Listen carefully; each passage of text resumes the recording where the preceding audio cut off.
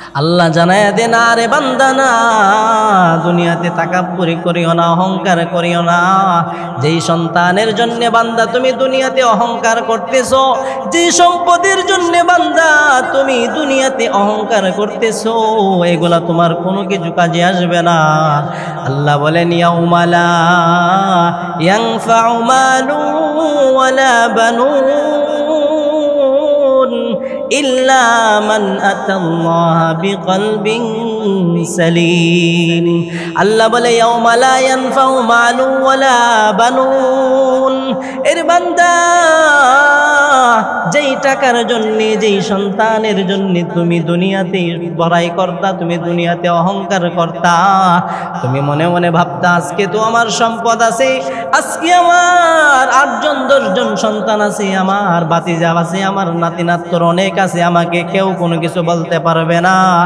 না না, এইগুলা তোমার চিরদিন থাকবে না, সন্তানও তোমার কাজে আসবে না। হাসরের ময়দান যখন কায়েম হয়ে যাবে, আল্লাহ বলেন, ইয়াউমা ইয়াফিরুল মারউ মিন আখি ওয়া উম্মিহি ওয়া আবিহি ওয়া সাহিবাতিহি ওয়া বানি। এই সন্তানও পর্যন্ত হাসরের ময়দানে নিজের পরিচয় দিবে না। সন্তান পর্যন্ত নিজের কাছ থেকে পলায়ন করার চেষ্টা করবে, পলায়ন করবে, পরিচয় দিবে না। বাবা নিজের সন্তানের পরিচয় দিবে না, সন্তান বাবার পরিচয় দিবে না, মা নিজের সন্তানের পরিচয় দিবে না। এমনকি নিজের দুনিয়াতে যেই সমস্ত স্বামী স্ত্রী ছিল, তারা কেউ কারো পরিচয় দিবে না। বলে কেন দিবে না জানুনি? কারণ ভয়, বড় ভয় হয়, একটা নেকি নি তাকে দেওয়া লাগে। আজকে যে সে যে আমার সন্তান ছিনবে, হাসরের ময়দানে সমস্ত নবীগণরা পর্যন্ত আল্লাহ তাআলার কাছে নাফসি নাফসি করবে, বলবে, আল্লাহ আমাকে বাঁচাও, আমাকে বাঁচাও। আয় আল্লাহ, আজকের এই গর্জন আমরাও আপনার এত রাগান্বিত দেখি নাই। কিতাবের মধ্যে লেখি, আদম নবী থেকে নিয়ে ঈসা নবী পর্যন্ত যত পয়গম্বর আছে আসছিলেন, আল্লাহ তাআলা দুনিয়াতে পাঠাইছিলেন, সমস্ত পয়গম্বর পর্যন্ত হাসরের ময়দানে নাফসি নাফসি করতে থাকবে। কুল ইয়া ইবাদিয়াল্লাযীনা আসরাফু আলা আনফুসিহিম লা তাকনাতু মির রাহমাতিল্লাহ। আল্লাহ বলে, ওগো নবী, আপনি আপনার উম্মতদেরকে জানায়া দেন, কুল ইয়া ইবাদিয়াল্লাযীনা আসরাফু আলা আনফুসিহিম লা তাকনাতু মির রাহমাতিল্লাহ।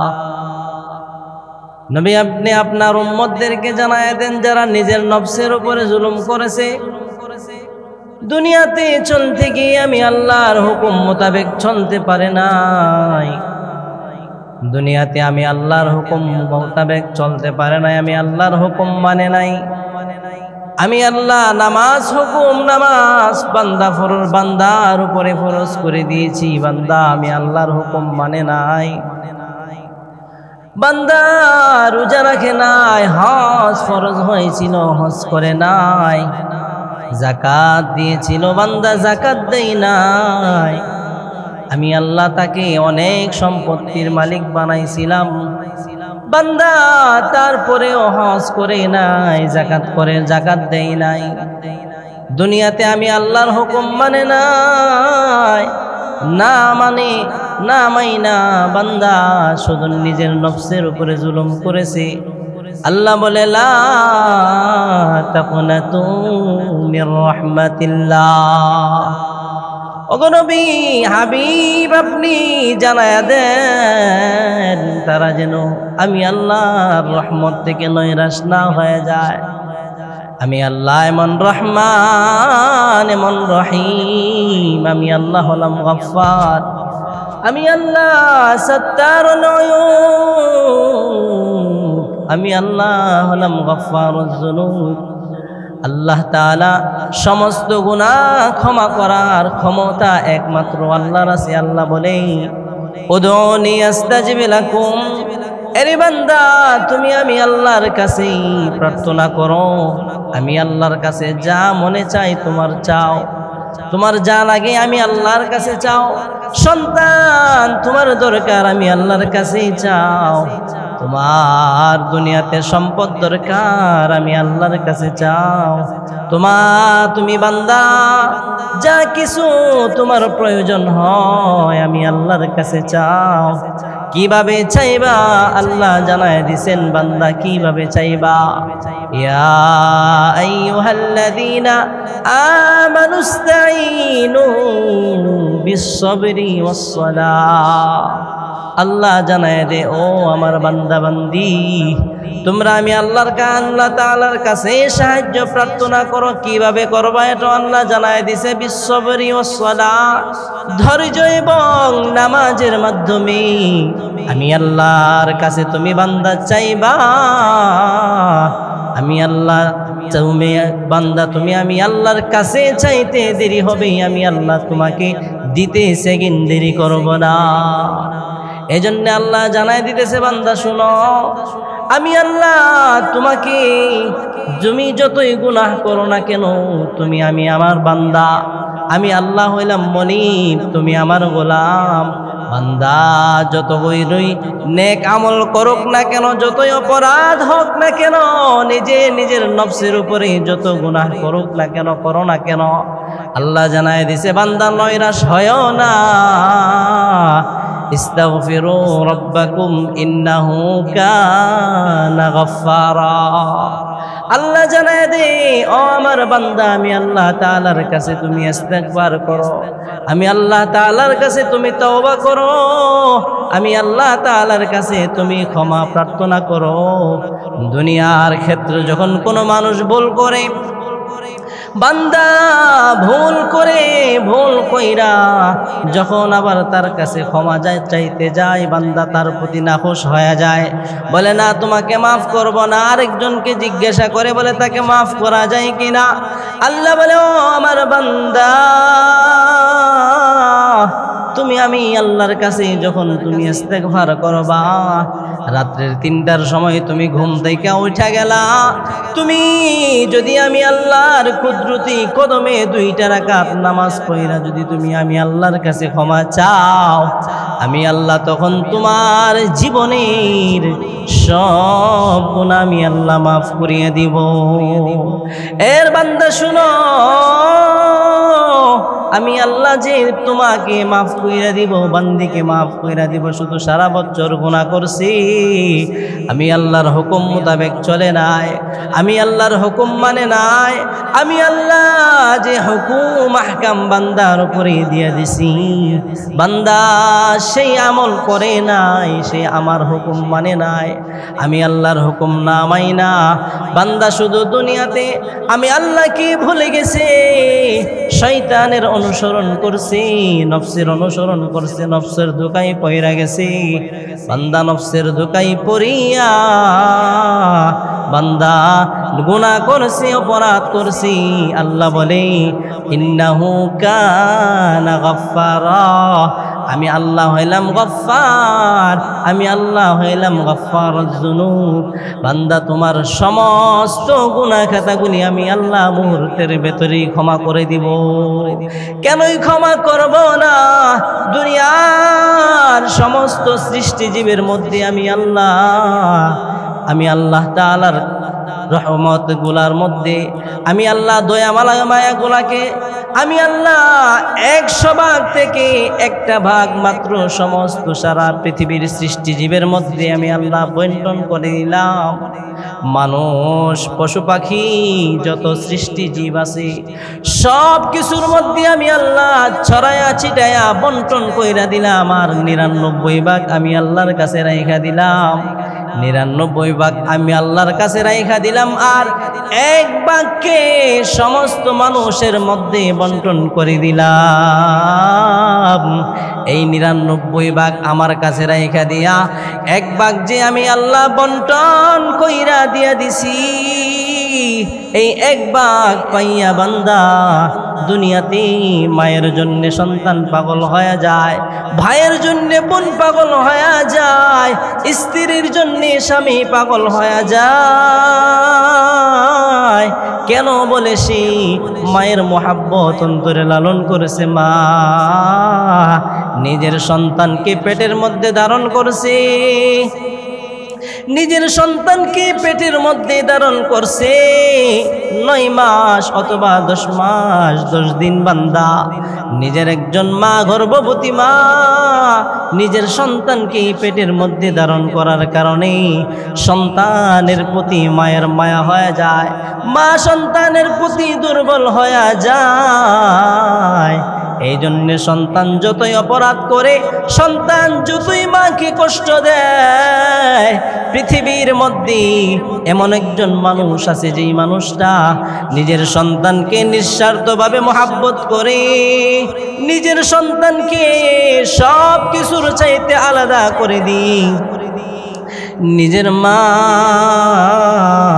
সন্তানকে নিঃস্বার্থভাবে মহাব্বত করে।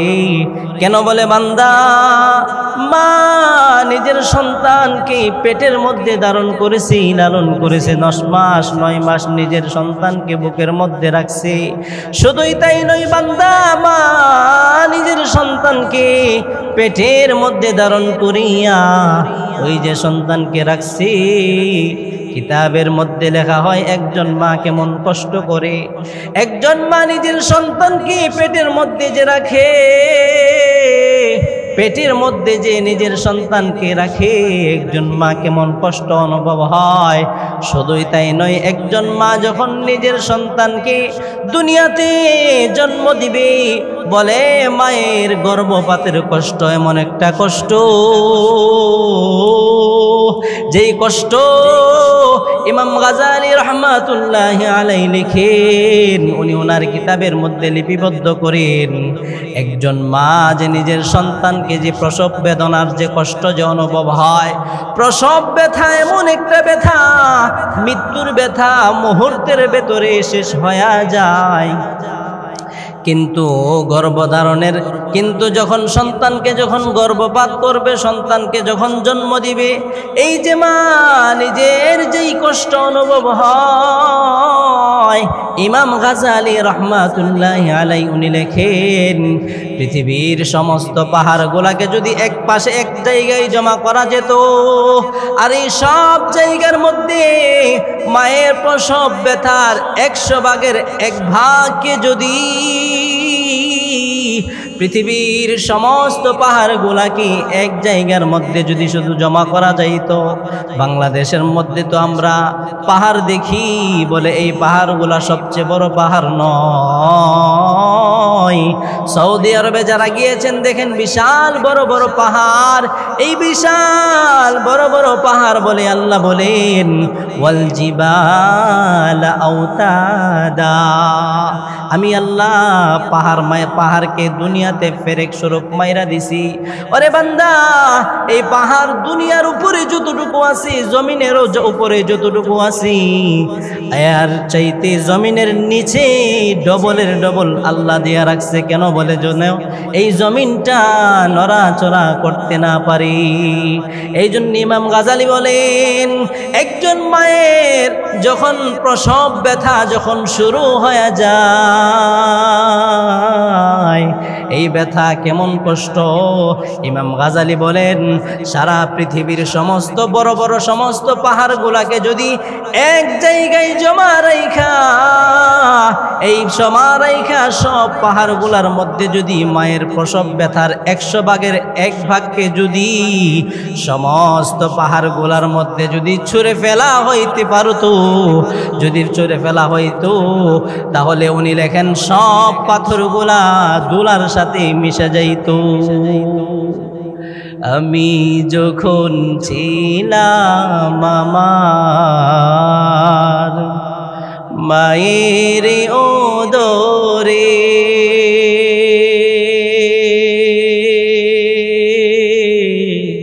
চলাফেরা করতেন যে মায় কত কষ্ট করে, আমি যখন ছিলাম আমার বাইরে ওদরে, চলাফেরা করতেন যে মায় কত কষ্ট করে, আমার সুন্দর মুখ দেখে মায়ের ব্যথা যায় যে হাসায়া। ও আমার প্রাণের মা, মা গো মা, কোথায় গেলে মোরে ছাড়িয়া, জনম দুঃখী এতিম আমি, চাই না কে হো ফিরিয়া। মা গো মা,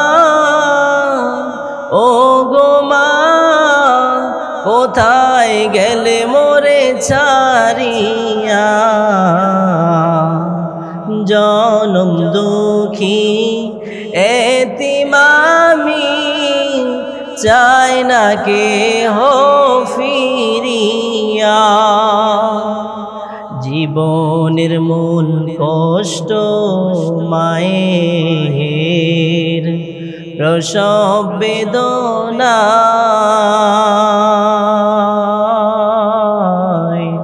সাত আসমান সাত জমিন তখন মায়েরই মাথায়। জীবনের মূল কষ্ট মায়ের প্রসব বেদনা,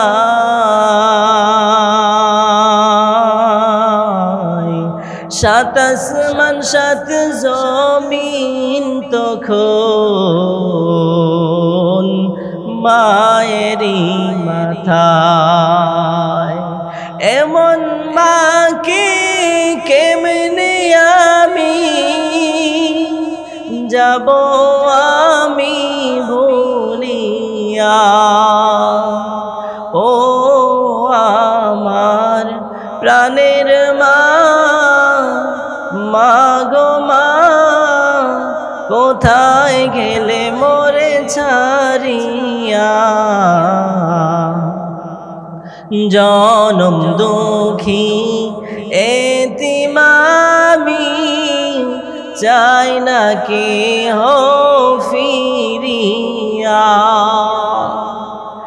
ইমাম গাজালি বলেন, একজন মা নিজের সন্তানকে দুনিয়াতে জন্ম দিতে গিয়া যে প্রসব ব্যথা শুরু হয়, যে পৃথিবীর সমস্ত পাহাড় গুলাকে যদি এক জায়গার মধ্যে জমা করে, এই 100 ভাগের 1 ভাগকে যদি এই পাহাড়গুলার মধ্যে রাইখা দেওয়া যাইতো, সন্দেহ নাই, সন্দেহ নাই, মুহূর্তের ভেতরেই ওই পাহাড়গুলা একেবারে পাউডার হয়ে যাইত। এই জন্যে আল্লাহ বলেন, ওরে বান্দা, আমি আল্লাহ রব্বুল আলামিন, আমি রহমতটাকে, মায়া দয়াকে 100 ভাগ করে 1 ভাগকে সারা সৃষ্টিজীবের মধ্যে আমি আল্লাহ বন্টন করে দিলাম, আর 99 ভাগ আমি আল্লাহ নিজের কাছে রাইখা দিলাম। তাহলে বান্দা বুঝো, একজন মা সমস্ত সৃষ্টিজীবের মধ্যে আমি আল্লাহ যেই 1 ভাগ বন্টন করে দিলাম, এই 1 ভাগ পাইয়া যদি নিজের মা নিজের সন্তানের কথা বলতে পারে না, নিজের মা নিজের সন্তানকে নিঃস্বার্থভাবে মহাব্বত করি, শুধু মানুষ নয়, শুধু মানুষ নয়, পশু পাখিরা পর্যন্ত নিজের সন্তানের জন্য নিজের জীবন দিতে প্রস্তুত হয়ে যায়। তাহলে একজন সৃষ্টিজীব যদি মাত্র 1 ভাগ রহমত পাইয়া, মায়া দয়া পাইয়া যদি এত মহাব্বত হয়, তাহলে যে আমি আল্লাহ বান্দাকে বানাইলাম, আমি আল্লাহ যেই বান্দিকে দুনিয়াতে পাঠাইলাম, আমি আল্লাহর কত মায়া কত দয়া, বান্দা তুমি একবার একটু চিন্তা করো। এই জন্যে বান্দা নৈরাশ হয় না। আমি আল্লাহ যে হুকুম দিলাম, আমি আল্লাহর হুকুম মোতাবেক চলো, আমি আল্লাহর হুকুম মোতাবেক নিজের জীবনটাকে চালাও। বান্দা তুমি যদি নাও চলতে পারো, বান্দা নৈরাশ হয় না। সাবধান, মৃত্যুর আগে হলেও আমি আল্লাহর কাছে তওবা করো, আমি আল্লাহর কাছে ইস্তেগফার করো, আমি আল্লাহর কাছে মাফ চাও। বান্দা তুমি যদি এরকম ভাবে নিজে ইস্তেকামত থাইকা এরকম ভাবে যদি মনে মনে ভাবতে পারো, ওয়াদা করতে পারো, গো রব্বুল আলামিন আর গুনাহ করব না, আর অপরাধ করব না, আয় আল্লাহ আমি ক্ষমা চাই, মাফ চাই। আল্লাহর নবী বলেন, আত্তাইবু মিনাজ যামবি কামান লা যামবা লা। ওরে বান্দা শুনো, আরে আমার উম্মত শুনো, একজন তাওবাকারী যখন নিজে খালেস নিয়তে আল্লাহ রব্বুল আলামিনের কাছে তাওবা করে, আল্লাহর কাছে ক্ষমা চাই, মাফ চাই, আল্লাহর নবী বলেন বান্দা যখন তাওবা করে, তাওবা করার কারণে বান্দা এমন হয়ে যায় যেন সে ইতিপূর্বে কোনো গুনাহ আর সে করে নাই। এই জন্য যত গুনাহ হয়েছে বান্দা আল্লাহ তাআলার কাছে ক্ষমা প্রার্থনা করতে হবে, আল্লাহ তাআলার কাছে অনুতপ্ত হইতে হবে। আমি শুধু গাম্ভীর্য নিয়ে চললাম, আমার চাইতে অহংকারী কে আছে, আমার চাইতে সম্পদওয়ালা কে আছে, আমার চাইতে ধনাঢ্য মানুষ কে আছে বলে এই অহংকার অহমকে নিয়ে বান্দা তুমি দুনিয়াতে চললা, এই অহংকার তোমার চিরদিন থাকবে না। দুনিয়াতে এমনও বান্দা ছিল, ফেরাউন, নমরুদ, তারা যে ছিল তারাও অনেক পর্যন্ত তারা নিজেদের ক্ষমতা দেখাইছে। ফেরাউন তো নিজেরকেই খোদাই দাবি করে ফেলছে। নমরুদ আল্লাহকে মারার জন্যে তীর নিক্ষেপ করছে। এই সমস্ত বড় বড় যেই সমস্ত লিডারগুলা ছিল, যারা দুনিয়াতে সম্পদের প্রতাপশালী দেখাইছে, যারা নিজেদের যত দুনিয়াতে যত পাওয়ার আছে, দুনিয়াতে যত রাজত্ব আছে, সব কিছু দেখায়ও দুনিয়াতে বান্দা টিকে থাকতে পারে নাই। আজকে যাদের সন্তান আছে তারা বড়াই করে, আমার তো সন্তান অনেকজন, 5 জন 7 জন 10 জন আমার সন্তান। আমাকে যদি কেউ কোনো কিছু বলে, আমার সন্তানরা তার উপরে ঝাঁপিয়ে পড়বে। আল্লাহ জানায় দেন, আরে বান্দা না, দুনিয়াতে তাকাব্বুরি করিও না, অহংকার করিও না। যেই সন্তানের জন্য বান্দা তুমি দুনিয়াতে অহংকার করতেছো, যেই সম্পদের জন্য বান্দা তুমি দুনিয়াতে অহংকার করতেছো, এগুলা তোমার কোনো কিছু কাজে আসবে না। আল্লাহ বলেন, ইয়াউমা লা ইয়ানফাউ মালু ওয়ালা বানুন ইল্লা মান আতাল্লাহা বিকলবিন সালিম। আল্লাহ বলে, ইয়াউমা লা ইয়ানফাউ মালু ওয়ালা বানুন। এর বান্দা, যেই টাকার জন্য, যেই সন্তানের জন্য তুমি দুনিয়াতে বড়াই করতা, তুমি দুনিয়াতে অহংকার করতা, তুমি মনে মনে ভাবতা আজকে তো আমার সম্পদ আছে, আজকে আমার 8 জন 10 জন সন্তান আছে, আমার ভাতিজা আছে, আমার নাতি নাতর অনেক আছে, আমাকে কেউ কোনো কিছু বলতে পারবে না। না না, এইগুলা তোমার চিরদিন থাকবে না, সন্তানও তোমার কাজে আসবে না। হাসরের ময়দান যখন কায়েম হয়ে যাবে, আল্লাহ বলেন, ইয়াউমা ইয়াফিরুল মারউ মিন আখিহি ওয়া উম্মিহি ওয়া আবিহি ওয়া সাহিবাতিহি ওয়া বানিহি। এই সন্তানও পর্যন্ত হাসরের ময়দানে নিজের পরিচয় দিবে না। সন্তান পর্যন্ত নিজের কাছ থেকে পলায়ন করার চেষ্টা করবে, পলায়ন করবে, পরিচয় দিবে না। বাবা নিজের সন্তানের পরিচয় দিবে না, সন্তান বাবার পরিচয় দিবে না, মা নিজের সন্তানের পরিচয় দিবে না। এমনকি নিজের দুনিয়াতে যেই সমস্ত স্বামী স্ত্রী ছিল, তারা কেউ কারো পরিচয় দিবে না। বলে কেন দিবে না জানুনি? কারণ ভয় বড় ভয় হয়, একটা নেকি নি তাকে দেওয়া লাগে। আজকে যে সে যে আমার সন্তান চিনবে, হাসরের ময়দানে সমস্ত নবীগণরা পর্যন্ত আল্লাহ তাআলার কাছে নাফসি নাফসি করবে, বলবে আল্লাহ আমাকে বাঁচাও, আমাকে বাঁচাও। আয় আল্লাহ, আজকের এই গর্জন আমরাও আপনার এত রাগান্বিত দেখি নাই। কিতাবের মধ্যে লেখি আদম নবী থেকে নিয়ে ঈসা নবী পর্যন্ত যত পয়গম্বর আছে আসছিলেন, আল্লাহ তাআলা দুনিয়াতে পাঠাইছিলেন, সমস্ত পয়গম্বর পর্যন্ত হাসরের ময়দানে নাফসি নাফসি করতে থাকবে। এমনকি হযরতে ইয়াকুব আলাইহিস সালাম, যে ইয়াকুব আলাইহিস সালাম নিজের সন্তান হযরতে ইউসুফ আলাইহিস সালামের জন্য দুনিয়াতে তার বিরহ বেদনায় কাঁদতে কাঁদতে নিজের চোখগুলা অন্ধ বানিয়ে দিয়েছিল, নিজে কাঁদতে কাঁদতে নিজের চোখগুলা সাদা বানিয়ে ফেলেছিল। কিতাবের মধ্যে লেখা হয় হযরতে ইয়াকুব আলাইহিস সালাম সেদিন ইউসুফকে দেখবে, হাসরের ময়দানে ইউসুফ আলাইহিস সালামকে চিনবে, কিন্তু নিজের সন্তানকে বাঁচানোর জন্য চেষ্টা করবে না। সেদিনও তিনি বলবে নাফসি নাফসি, ওগো আল্লাহ আমাকে বাঁচাও, আমাকে বাঁচাও। নিজেকে বাঁচানোর জন্য চেষ্টা করবে, এই জন্য আল্লাহ এটা জানায় দিছে ইয়াউমা লা ইয়ানফাউ মালু ওয়ালা বানুন। এরে বান্দা, যেই সন্তানের জন্য তুমি বড়াই করো, যেই টাকা পয়সার জন্য তুমি অহংকার করো, যেই তাকাব্বুরি তুমি দুনিয়াতে নিয়ে চলে রে বান্দা, এই সন্তান এই সম্পদ তোমার কোনো কিছুই কাজে আসবে না। ইল্লা মান আতাল্লাহ বিকলবিন সালিম।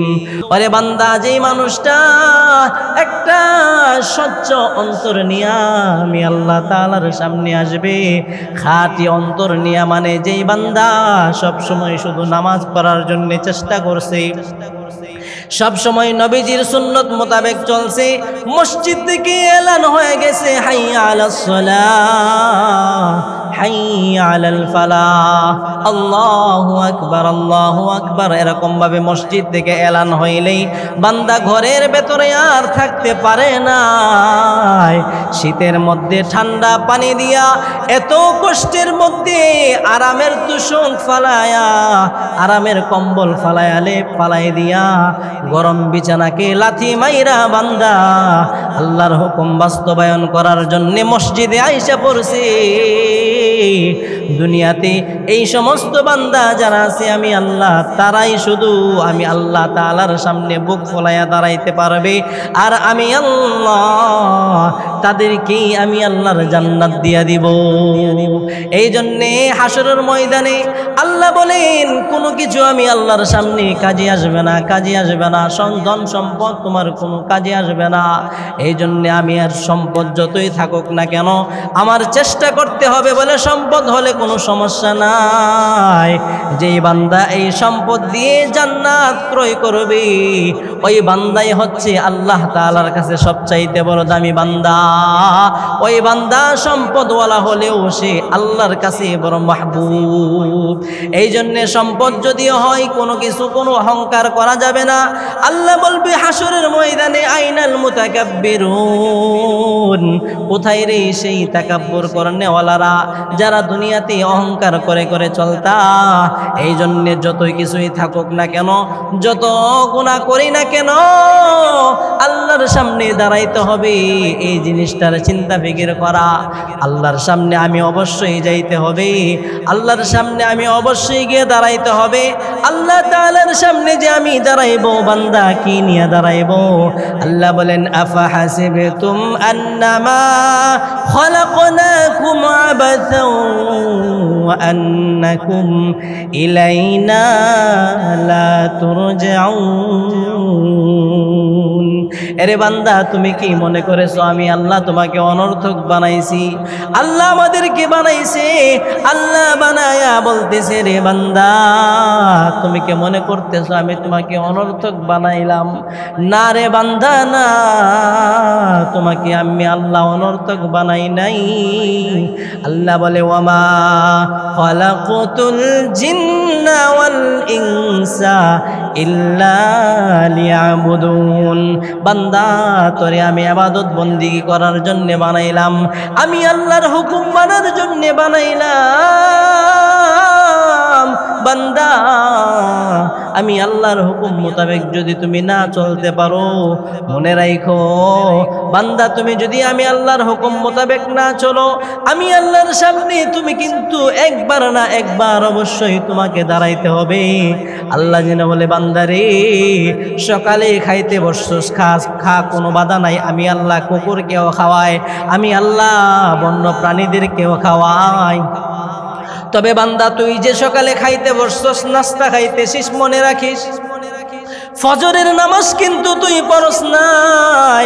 বান্দা জোহরের সময় যখন খাইতে যায়, আল্লাহ যেন বলে বান্দা খাইতে থাক, আমি আল্লাহ বনের পানিগুলাকেও খাওয়াই, কুকুরকেও আমি আল্লাহ খাওয়াই, আমি আল্লাহ সমস্ত সৃষ্টিজীবদেরকেও খাওয়াইতেছি, আমি আল্লাহ নাফরমানকেও খাওয়াইতেছি, ইহুদিকেও খাওয়াইতেছি, মুনাফিককেও খাওয়াইতেছি।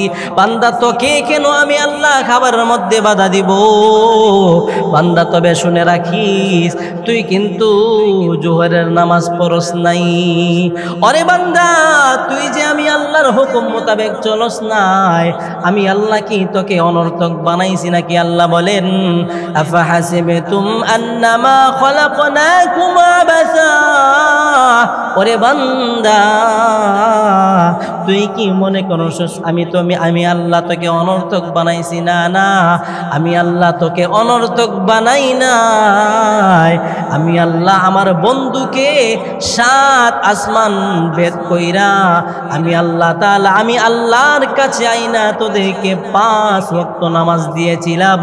সেই 5 ওয়াক্ত নামাজ বান্দা তুই পড়স নাই, না পড়ার কারণে নেক আমল না করছস না যে, মনে রাখিস আমি আল্লাহর সামনে বান্দা তোকে অবশ্যই দাঁড়াইতে হবে। এখন কি নিয়ে দাঁড়াইবা, কি নিয়ে আসবা, এটাই বান্দা তুমি চিন্তা কইরো। এই জন্য আল্লাহ বলে বান্দা মনে রাখো, দুনিয়াতে আমি আল্লাহ যে হুকুম আহকাম দিলাম, এই হুকুম আহকাম মেনে যদি তুমি বান্দা না চলতে পারো, বান্দা তুমি মনে রাখো, এবং তুমি যত গুনাহ করো না কেন, আমি আল্লাহ তাআলার কাছে তুমি রহমতের আশা থেকে তুমি নৈরাশ হয় না, তুমি তওবা করো। এই জন্য হাদিসের মধ্যে লেখা হয় বান্দা যখন তওবা করবে, গুনাহের উপরেই অনুতপ্ত হয় বান্দা তওবা করবে, আল্লাহর নবী বলেন আত্তাইবু মিনাজ যামবি কামাল্লা যামবালা। বান্দা গুনাহ করছে, তওবা যদি করে ফেলে, আমি আল্লাহ তার তওবা করার কারণে তাকে মাফ করিয়ে দিব। আমি আল্লাহ যে তাকে মাফ করব,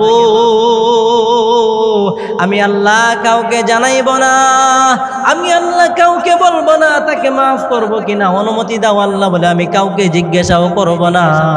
আমি আল্লাহ নিজেই আমি আমার বান্দাকে মাফ করিয়া, বান্দার মধ্যেই গুনাহ করার কারণে যেই জায়গাগুলা বরবাদ করা ছিল, গুনাহ মাফ হওয়ার কারণে এই জায়গাগুলা এখন খালি হয়ে গেছে, আমি আল্লাহ ওই খালি জায়গাটাকে গুনাহের দ্বারা ভরপুর করে দিব।